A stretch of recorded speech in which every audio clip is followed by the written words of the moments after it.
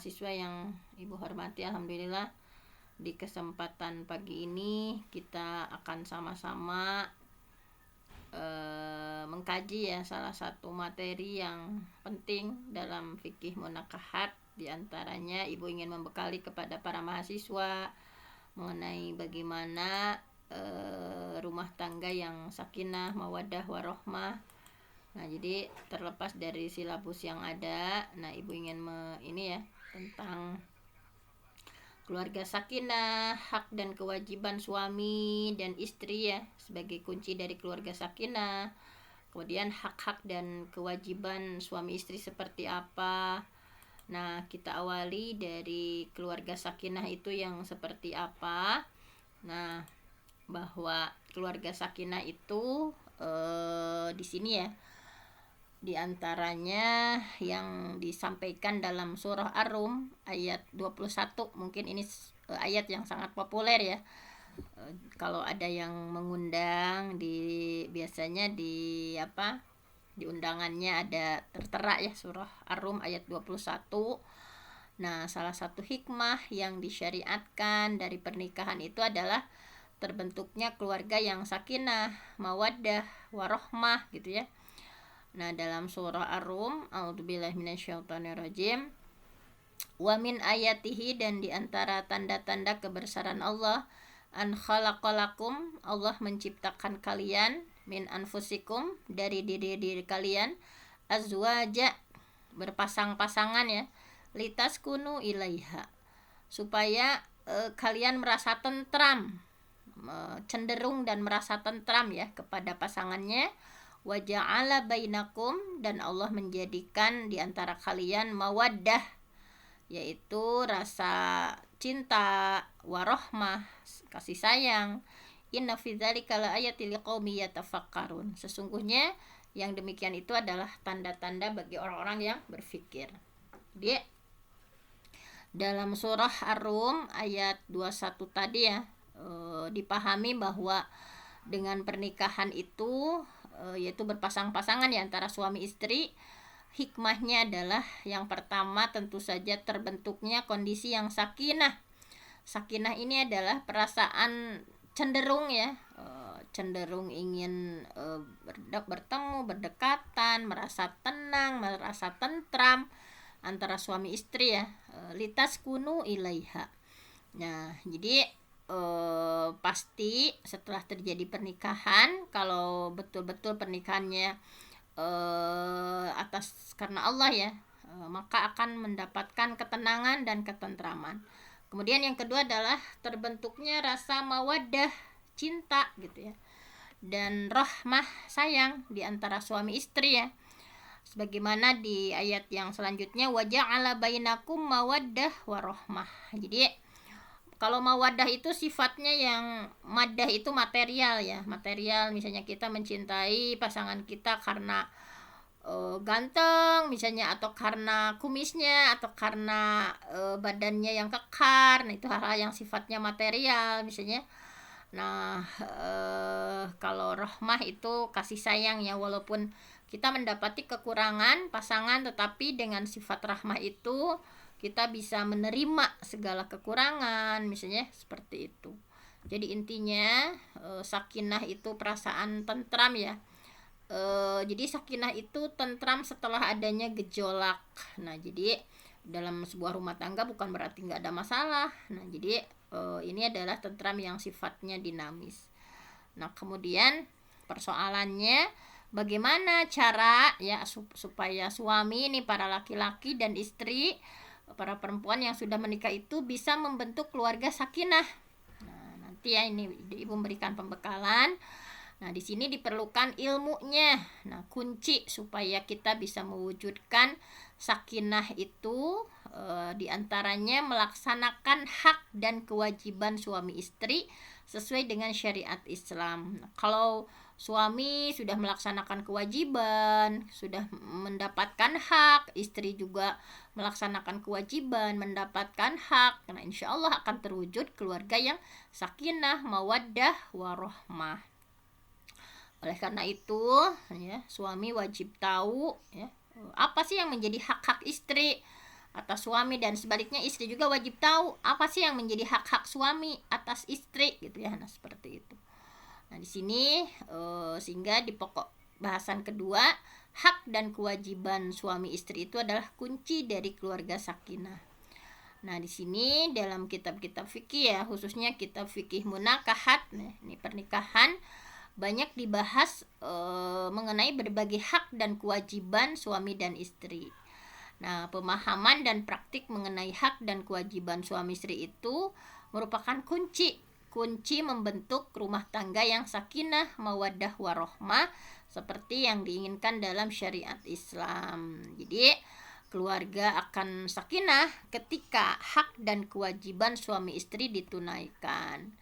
Nah, di sini kembali lagi di surah Ar-Rum ya, tadi ya, bahwa inna fi dzalika laayatil liqaumi yatafakkarun. Hal ini adalah tanda-tanda kebesaran Allah ya.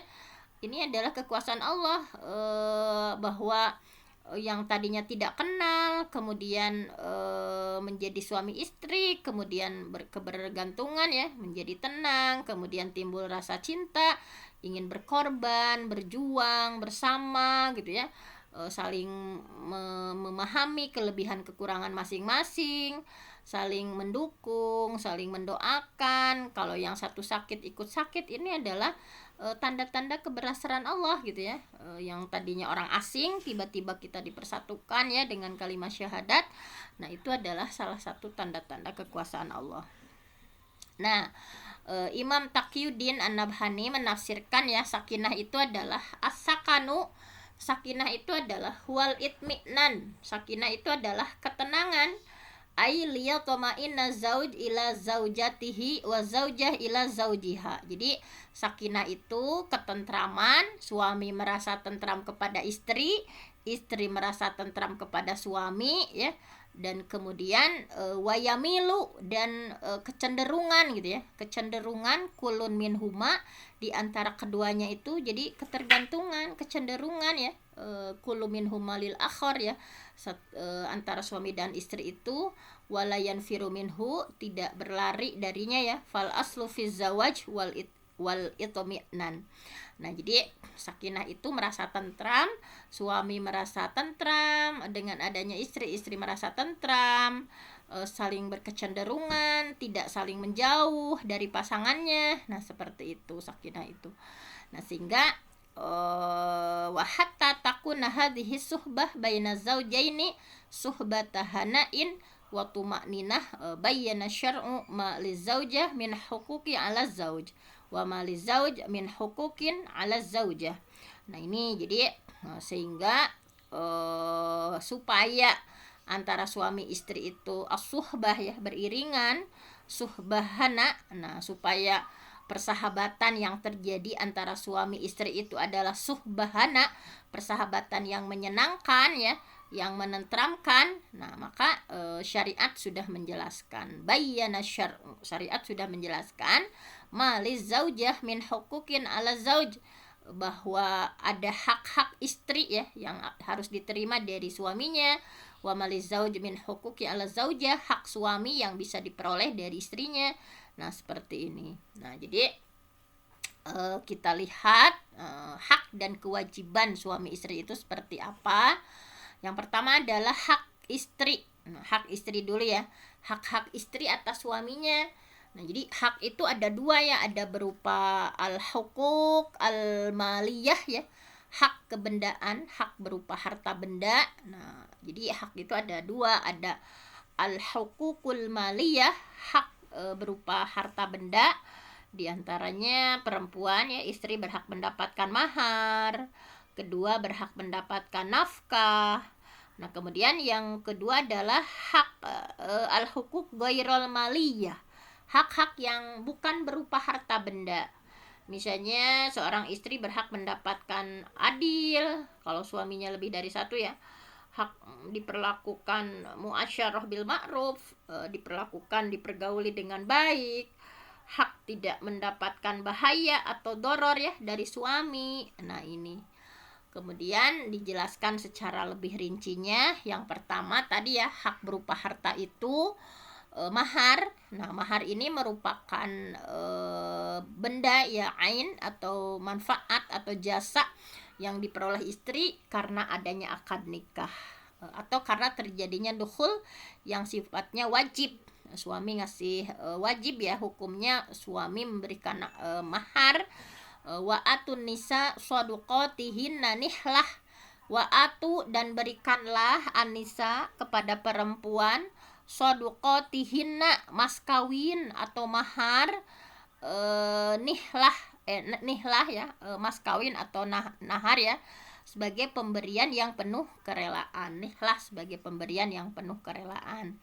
Nah, jadi tapi tentu saja pernikahan yang berkah itu perempuannya nggak boleh itu ya, aisaruha mahron. Pernikahan berkah itu adalah yang maharnya paling memudahkan. Tetapi kalau laki-laki harus berpikir memberikan yang terbaik, ya, mahar terbaik untuk istrinya. Nah, kemudian ya sesuai dengan kemampuan. Kemudian jumhur fuqaha ya menyampaikan bahwa mahar itu bukan termasuk syarat, bukan juga termasuk rukun ya. Rukun dalam akad nikah, kalau rukun kan ada pasangan suami istri, ada wali, ada ijab qabul. Nah, mahar itu menurut jumhur fuqaha bukan syarat nikah, bukan rukun nikah, tapi salah satu akibat hukum dari adanya akad nikah. Maka jika dalam akad nikah enggak disebutkan maharnya, misalnya tetap sah akad nikahnya. Nah, dalam surah Al-Baqarah ya, la junaha, tidak ada dosa alaikum atas kalian yang tolaktumun nisa, jika kalian menceraikan ya istri-istri kalian, malam tamassuhunna, sebelum kamu menyentuh ya, mencampuri, au tafridu lahunna faridah, atau belum kamu tentukan maharnya. Nah, jadi kalau yang ini ya tidak ada dosa ketika menceraikan istri, tetapi yang belum disentuh ya, belum terjadi hubungan suami istri, atau belum kamu tentukan maharnya. Nah, dari sini bahwa mahar itu bukan syarat, bukan rukun, tetapi akibat hukum dari adanya akad nikah. Kemudian yang kedua adalah hak istri. Selanjutnya ya, jika dalam akad nikah suami misalnya nggak menyebutkan maharnya, maka wajib atas suami itu mahar misil. Mahar misil itu adalah mahar yang semisal dengan wanita yang kedudukannya sama dengan istri di masyarakat. Nah, jadi ibu heula. Jadi nafkah. Nah, nafkah di sini bahwa perempuan juga berhak menerima nafkah, yaitu berupa apa? Berupa kiswah ya. Kiswah itu berupa sandang, misalnya to'am, misalnya, kemudian sukna, papan. Jadi sandang, pangan, papan. Sandang itu pakaian ya, kiswah. Pangan itu to'am, papan itu sukna atau tempat tinggal. Nah, para ulama sepakat bahwa nafkah itu wajib hukumnya kepada suami ya untuk istrinya, dengan syarat tentu saja istrinya bersedia atau tamkin ya untuk digauli suaminya dan tidak nusyuz, tidak membangkang kepada suami dalam urusan yang terkait suami istri. Kemudian dalil wajibnya nafkah, bahwa suami itu wajib memberikan nafkah berupa sandang ya, berupa kiswah dan to'am, diantaranya dalam surah Al-Baqarah, wa 'alal mauludilahu, dan kewajiban ayah rizkuhunna, menanggung rezeki ya kepada mereka para istri, wa kiswatuhunna, yaitu kiswah ya, pakaian. Jadi kewajiban suami itu memberikan kiswah, pakaian, bil ma'ruf, dengan kadar yang ma'ruf gitu ya, yang semampunya, yang patut, yang ma'ruf gitu ya, yang baik. Jadi kadar yang ma'ruf itu kadar nafkah yang mencukupi, pokoknya cukup menurut standar masyarakat ya, untuk wanita yang semisal dengan istri dari seseorang itu. Misalnya memang kedudukannya misalnya dikasih standar nafkah pakaiannya seperti ini ya, seperti itu misalnya. Kemudian dalil wajibnya suami memberikan pakaian ya, papan, sukna, atau tempat tinggal. Nah, di sini di surah At-Talaq, askinuhunna askinuhunna, tempatkan mereka para istri, min haitsu sakantum min wajdikum, di mana kamu bertempat tinggal menurut kemampuanmu. Kalau mampunya masih dikontrakan ya nggak apa-apa. Yang terpenting tempatkan istri di mana kamu tinggal menurut kemampuan. Nah ini ya. Kemudian hak-hak istri lainnya tadi ya. Tadi kalau berupa maliyah, berupa harta. Kalau ini hak-hak yang bukan berupa harta gitu ya. Al-hukuk ghairul maliyah, hak-hak yang bukan berupa harta. Di antaranya yang pertama, hak mendapatkan perlakuan adil ya, dalam misalnya bagi suami yang lebih dari satu, dalam surah An-Nisa ya, masna wa thulatsa wa ruba' ya, fa in khiftum alla ta'dilu fawahidatan, kalau kamu nggak mampu adil fawahidatan, maka cukup satu gitu. Nah, adil di sini dalam dua hal, yaitu adil dalam nafkah, sandang, pangan, papan harus adil, kemudian dalam mabit ya, bermalam. Nah, jadi adil di sini yang diwajibkan adalah dalam hal yang memang suami mampu gitu ya, seperti nafkah kan, sandang, pangan, papan itu kan sesuatu yang material yang bisa diadilkan gitu ya, dan mabit. Tetapi tidak wajib adil dalam hal yang suami nggak mampu, misalnya seperti mahabbah wal jima, misalkan rasa cinta tentu saja nggak bisa adil ya, misalnya memang ada kecenderungan lebih mencintai yang mana misalnya, atau hasrat seksual, itu juga tidak bisa dilakukan adil karena itu sesuatu yang tidak dimampui oleh suami. Tetapi kalau sandang, pangan, papan, kemudian mabit ya, kilirnya itu harus adil. Kemudian hak-hak istri yang ghair maliyah, hak mendapatkan perlakuan atau muasyarah bil ma'ruf. Jadi mendapatkan perlakuan yang baik. Nah, suami wajib bersikap baik ya, baik kata-kata atau perbuatan, misalnya kata-katanya lemah lembut, bersikap ramah tamah kepada istri. Nah, dalilnya di surah An-Nisa ayat 19, wa ashiruhunna bil ma'ruf, dan pergaulilah istri menurut cara yang baik gitu ya, cara yang ma'ruf. Nah, kemudian yang ketiga yang ghair maliyah itu hak tidak mendapatkan bahaya atau doror dari suami. Jadi suami tidak boleh melakukan yang sifatnya membahayakan istri, misalnya menempeleng wajah istri, misalnya dalam hadisnya la dororo wala diror, tidak boleh menimbulkan bahaya bagi diri sendiri maupun bahaya untuk orang lain. Nah, kemudian sekarang hak suami atas istri ya, hak suami atas istri, bahwa suami juga berhak mendapatkan hak-haknya, hak untuk ditaati gitu ya. Nah, misalnya kan kalau perempuan itu kalau ingin masuk surga ya, idza sholatil mar'ah, apabila seorang perempuan sholat khamsaha, sholat 5 waktu, wa shamat syahraha, dan saum di bulan Ramadan selama sebulan, wa ata'at zaujaha, dan taat kepada suaminya, wa hafidhat farjaha, dan menjaga farjinya, maka dalam hadisnya udkhulil jannah, silahkan masuk surga, min ayyibabin syi'ti, dari pintu mana saja yang kamu mau. Nah, itu ya, bahwa harus mentaat, syaratnya harus taat ya. Jadi suami berhak mendapatkan ketaatan dari istri, berhak mendapatkan taslim ya, penyerahan dari istri ketika digauli, misalnya ketika sudah terjadi akad nikah.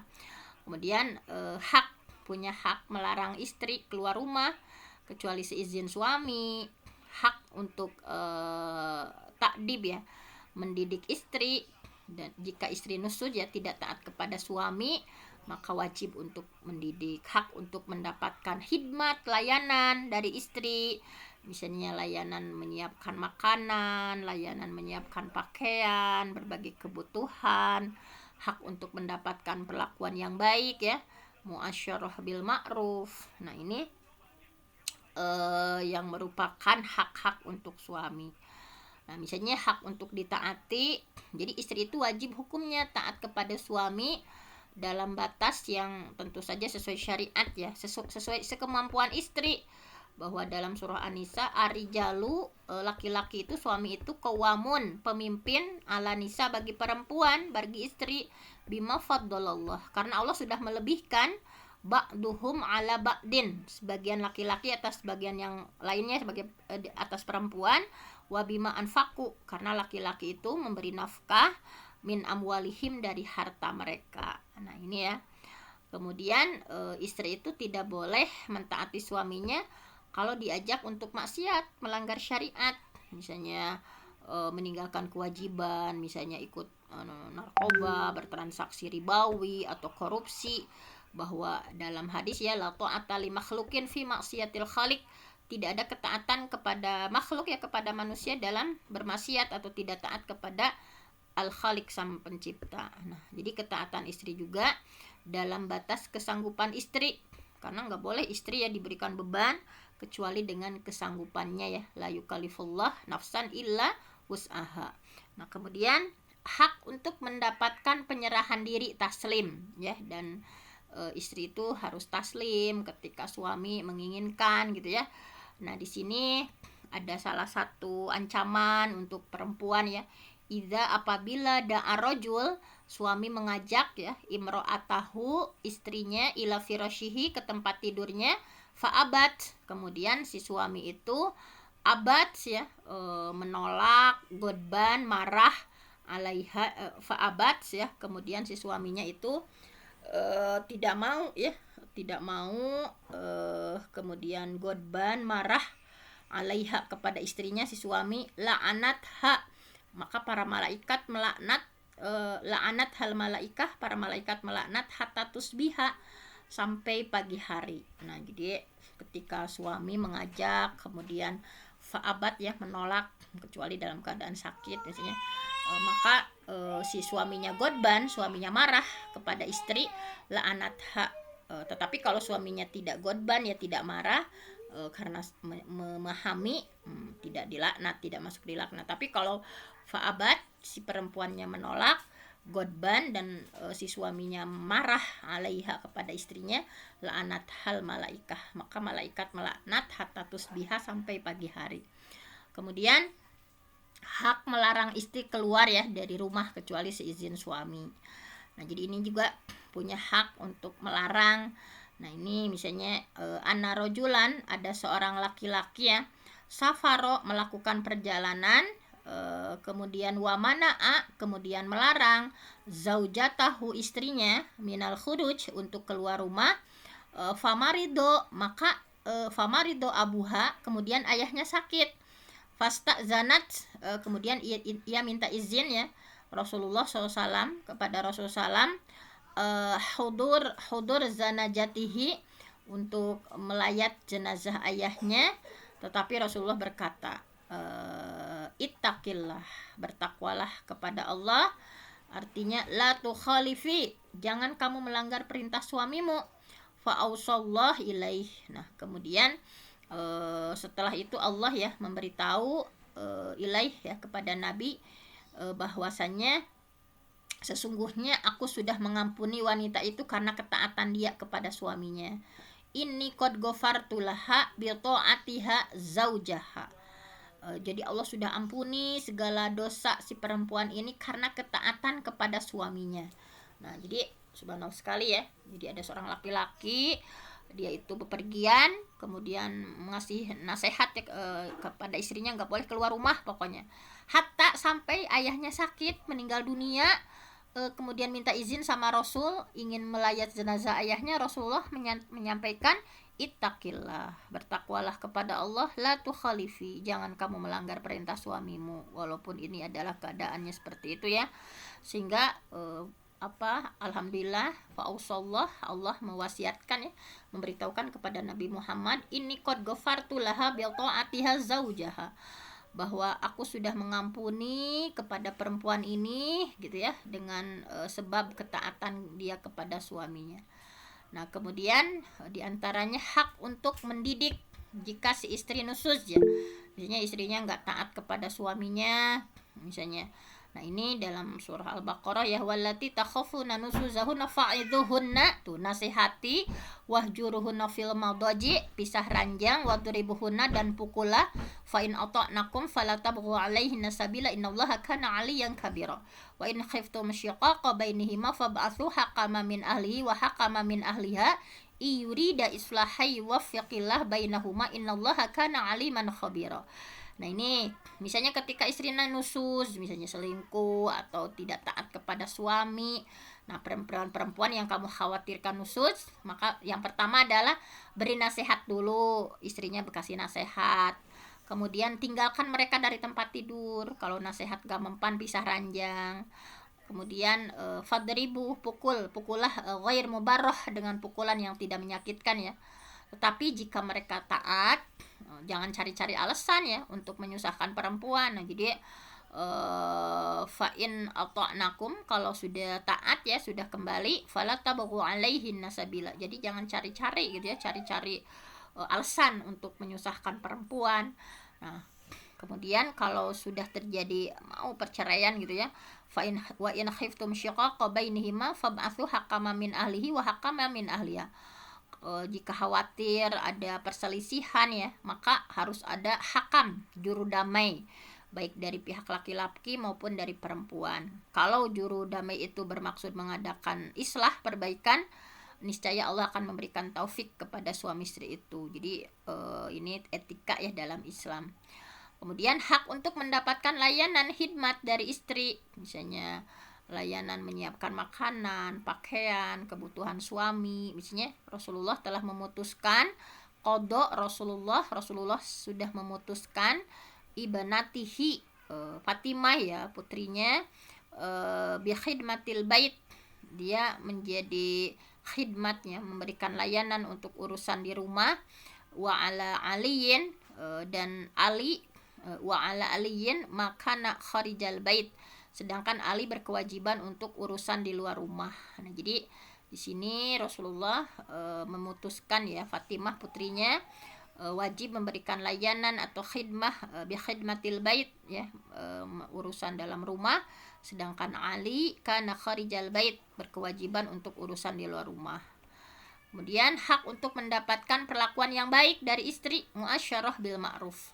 Nah, istri wajib hukumnya, hukum yang juga hukumnya berlaku yang baik kepada suami, sama dengan kewajiban suami untuk berlaku kepada istri. Pokoknya walahunna mithlul ladzi alaihinna bil ma'ruf, dan mereka istri punya hak yang seimbang dengan kewajibannya kepada suaminya secara ma'ruf. Nah, mungkin itu saja ya untuk kuliah umum ya. Kalau sama ibu itu jangan terlalu fokus ke silabus nanti sama apa saya, fokus ke silabusnya. Ibu hanya memberikan bekal-bekal terkait bab pernikahan. Walaupun sudah mengalami pernikahan yang agak lama, barangkali kita ya masih belum menunaikan kewajiban sebagai suami atau sebagai istri. Ini sebagai renungan ya, untuk refleksi untuk kita semua.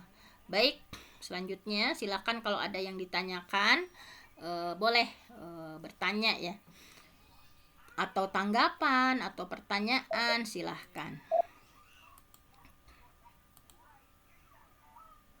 Bismillahirrahmanirrahim. Ya, silahkan Dimas.